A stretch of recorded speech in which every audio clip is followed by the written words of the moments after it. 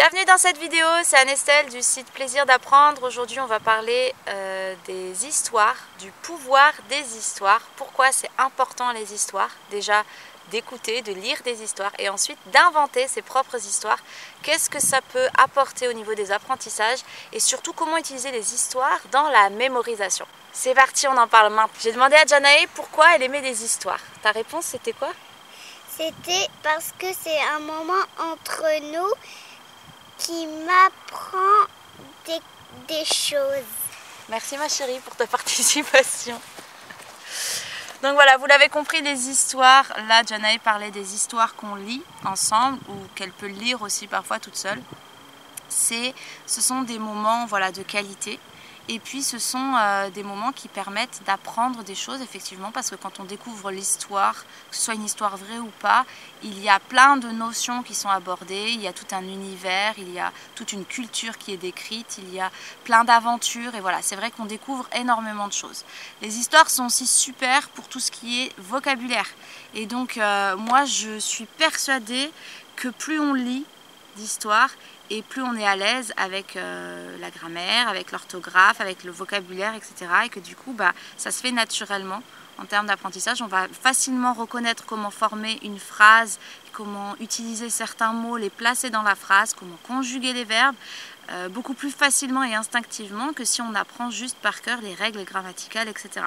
Le pouvoir des histoires se situe aussi à un deuxième niveau, là, lorsqu'on imagine et lorsqu'on crée ses propres histoires.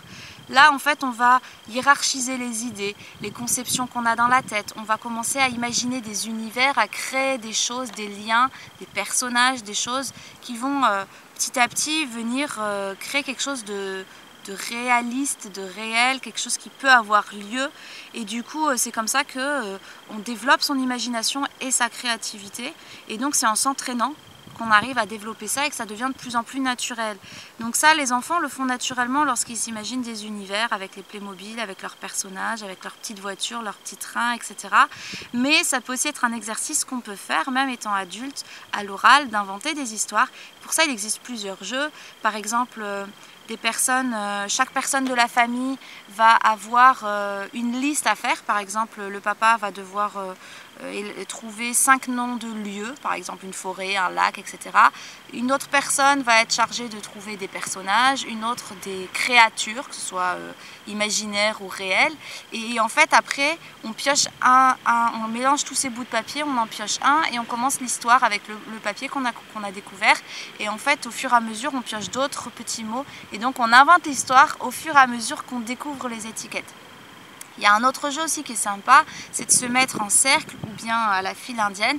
Et en fait, une première personne commence l'histoire. Quand elle en a marre, elle l'arrête. Donc ça peut durer, je sais pas moi, ça peut faire 4-5 phrases ou alors ça peut durer 1 ou 2 minutes. On peut mettre un sablier par exemple. Ensuite, c'est à la personne suivante de raconter la suite de l'histoire, etc., etc. Donc en fait, là, l'imagination, la créativité des uns et des autres vont se mélanger et ça donne vraiment quelque chose de rigolo. Et donc non seulement c'est un moment de qualité, on en revient au premier plan que j'ai expliqué tout à l'heure, mais en plus de ça, on développe son imagination et sa créativité dans le fun.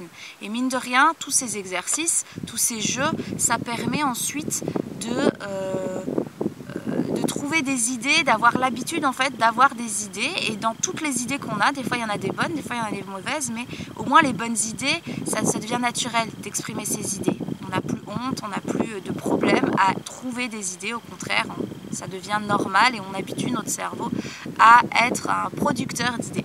Et enfin, le troisième niveau important que j'avais envie de détailler, c'était le fait qu'on peut utiliser les histoires pour apprendre des choses. Et en fait, avant de vous expliquer exactement comment ça fonctionne, j'aimerais juste vous montrer avec Janae. On a inventé une histoire, toutes les deux. Plus l'histoire est farfelue et rigolote, et mieux on va la retenir. Et donc en fait, cette histoire, c'est pour retenir les mots en OU qui ne se terminent pas par S, mais par un X. Donc on a pris tous les mots, la liste, et donc plutôt que d'apprendre par cœur une liste de mots qui n'ont pas forcément de lien les uns entre les autres, et on va imaginer une histoire qui va créer ces liens et qui du coup va être visualisée. Dans notre tête, on visualise cette histoire et c'est beaucoup plus facile en se racontant l'histoire de retrouver les mots en question. Donc je vais appeler Janae et puis elle va vous expliquer expliquer l'histoire, elle va vous raconter l'histoire qu'on a inventée toutes les deux par rapport à ces mots. Donc l'idée, c'est pas d'apprendre par cœur forcément l'histoire des autres, mais c'est d'inventer ses propres histoires. Donc c'est parti. Janae, tu peux venir raconter l'histoire des mots en OU là qui se terminent par X? Ça marche ma chérie.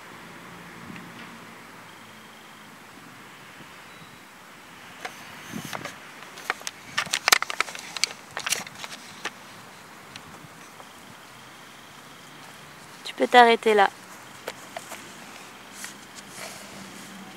Un bijou autour de la tête d'un hibou, des poux qui sautent sur la tête du hibou et qui tremblent des genoux.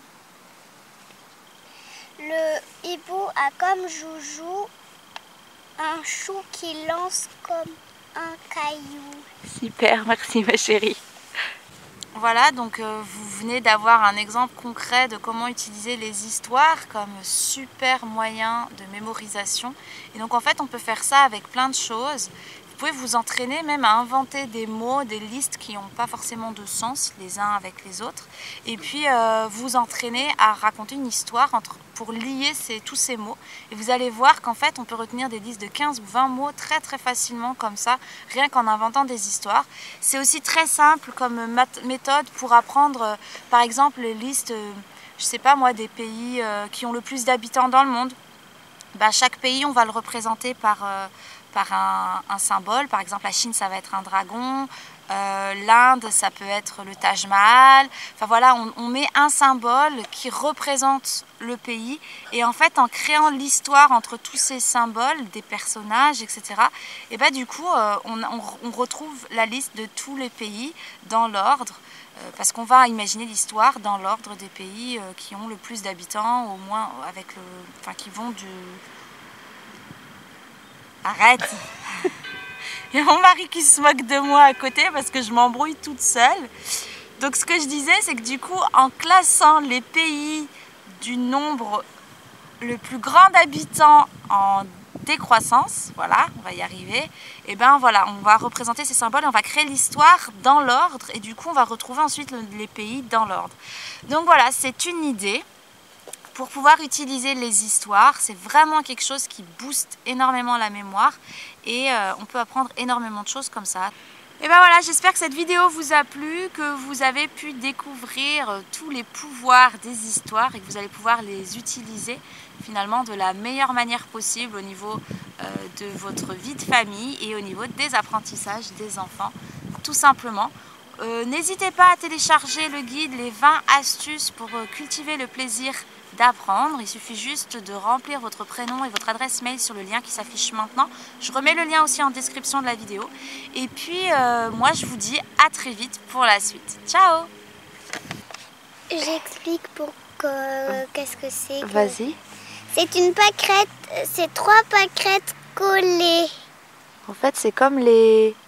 Comment on dit, les sœurs siamoises là? C'est des pâquerettes siamoises en fait. C'est ça hein? Vas-y, attends, montre-la plus comme ça. C'est rigolo, j'avais jamais vu.